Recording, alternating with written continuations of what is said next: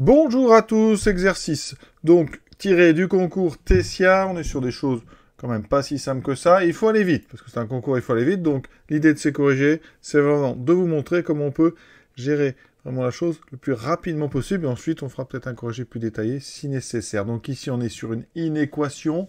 Et en plus, on est sur l'ensemble. On résout sur R+, c'est-à-dire les réels supérieurs ou égaux à 0. Et on résout ici x4 moins 3x2 plus 1 supérieur strictement à moins 1.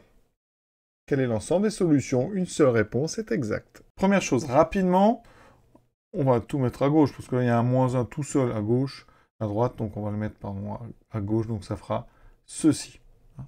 On a donc une inéquation. On a x4, x2, on n'a que des puissances paires, on appelle ça une inéquation bicarré. On avait, dans ce Tessia 2024, résolu, il y a la question M29, une équation bicarrée. Là, c'est une inéquation bicarrée. Le principe est le même. En tout cas, on va faire un changement de variable tout de suite en grand X égale petit x2. Ça veut dire qu'on est amené à travailler sur grand x2 moins 3 grand x plus 2. Et pour l'instant, on ne va pas faire l'inégalité. On va juste trouver les racines de ce trinôme en grand X. Racine simple, c'est un concours où il faut aller vite. Donc 1 est racine évidente, ça se voit tout de suite. On factorise donc par x moins 1. 2, c'est le produit de racines parce qu'on a ici un trinôme unitaire. Le coefficient a vaut 1. Plus 2, donc moins 1 fois moins 2. Donc c'est x moins 1 fois x moins 2. Donc les racines, c'est 1 et 2. Ça me permet de factoriser mon inéquation tout de suite en x carré moins 1 fois x carré moins 2 strictement positif. Vous voyez, ça va très vite. Le tableau de signes, il est instantané. Et mieux qu'un tableau de signes, une courbe. Regardez à quoi va ressembler la courbe de ce qu'on a à gauche. On a des racines, on a 1, on a moins 1, parce que x carré moins 1, ça s'annule en 1 moins 1. On a racine de 2, et on a moins racine de 2. Voilà, c'est un trinôme. Alors, c'est un polynôme de degré 4, donc en moins l'infini, en plus l'infini, on est tout en haut.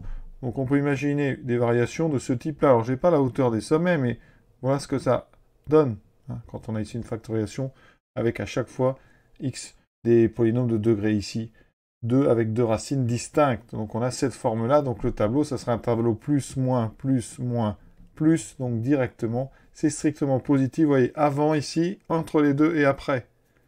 Mais nous on résout sur R+, d'accord? On n'oublie pas ça. Donc ça veut dire que vous allez résoudre à partir de 0, donc que du côté droit ici. On oublie cette partie-là. On a donc deux zones, le début, et après racine 2. Donc S, c'est de 0 à 1. Comme c'est strictement positif, on ouvre, union, racine de 2, plus l'infini, on a terminé. Et vous voyez qu'on a gagné quelques minutes en allant assez vite. Donc c'est la réponse E. Alors maintenant, on va faire le tableau pour que vous compreniez bien ce qui s'est passé. Au ralenti, ça donne ceci. Mon polynôme ici à gauche, je le factorise en 4 facteurs. X moins 1, x plus 1, soit c'est x carré moins 1. X carré moins 2, il est remarquable. X moins racine de 2, x plus racine de 2. Et donc ici un polynôme de degré 4 qui est entièrement factorisé. J'ai les 4 racines. 1 moins 1 racine de 2 moins racine de 2. Vous comprenez bien qu'au niveau de chacune des racines, on a ici une puissance qui est 1. Donc il y a un changement de signe. Donc vous êtes forcément en train de croiser l'axe des abscisses avec la courbe. Alors après, il y a plusieurs façons de régler la chose. Moi, j'ai réglé ça avec les limites, parce que c'est du x4. Je sais qu'on est en haut, à gauche, en haut, à droite. On peut aussi commencer par régler avec le signe de 0. Quand je remplace par 0, ça fait plus 2. Donc au niveau de 0, je suis au-dessus. Comme je vous l'ai dit, à chaque racine, on a traversé l'axe des abscisses. On a donc une forme qui est imposée par ces traversées. Des choses comme ceci. Hop, alors ici, c'est en 1. Et là, vous traversez, comme c'est un polynôme, ça va aller vers plus l'infini. Ici, on traverse, vous voyez. Alors, je vous parle de traverser parce que là, on a des puissances 1. Si, par exemple, j'avais eu un carré ici, au niveau du 1, on n'aurait pas eu de traversée. On serait resté du même côté. On aurait une forme comme ceci. Hein. 1 avec un carré, c'est comme ceci. D'accord? Ou alors, on reste du même côté. Hein. Mais quand vous avez, comme ici, des puissances toutes impaires, ici, c'est carrément des racines simples, et bien on a à chaque endroit des racines, on a une traversée de l'axe des abscisses. Ça peut être important et intéressant pour comprendre la formation des courbes polynomiales, vous voyez. Les puissances ici, des facteurs, vous dites si on traverse ou si on reste du même côté. Hein. Ça peut aider pour faire des tableaux de signes rapidement. Et je répète, une fois qu'on a ça, hein, on se contente de regarder les valeurs positives. Donc c'est positif avant donc la première racine qui est 1, et après la dernière ici, qui est racine de 2. Donc c'est bien de 0 à 1, ouvert, de racine de 2 à plus infini, ouvert. C'est la proposition E. Ça veut dire que dans cette question, il y a deux choses intéressantes que vous pouvez retenir. La gestion des inéquations bicarrées. On utilise le changement de variable en grand X pour factoriser.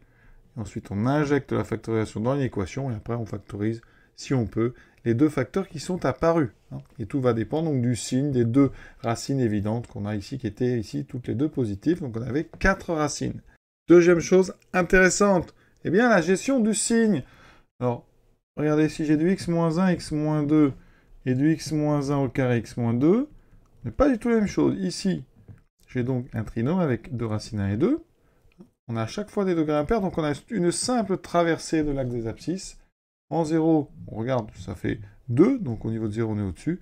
Et vous voyez que ça impose une courbe qui sera comme ceci, qui va traverser au niveau du 1, et qui est obligée de retraverser au niveau du 2. Donc on a évidemment une parabole. C'était assez simple. Si vous mettez un carré, alors oui, on a un polynôme de degré un peu supérieur, degré 3, mais on n'a toujours que 2 racines.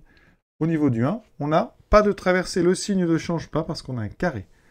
Donc, regardez, en 0, ça fait moins 2. Donc ça veut dire qu'à gauche, ici, on est en dessous. On va arriver donc au niveau du 1, par-dessous. Et comme au niveau du 1, on a un carré, il n'y a pas de changement de signe. Donc on va rester dessous. On va faire comme ceci.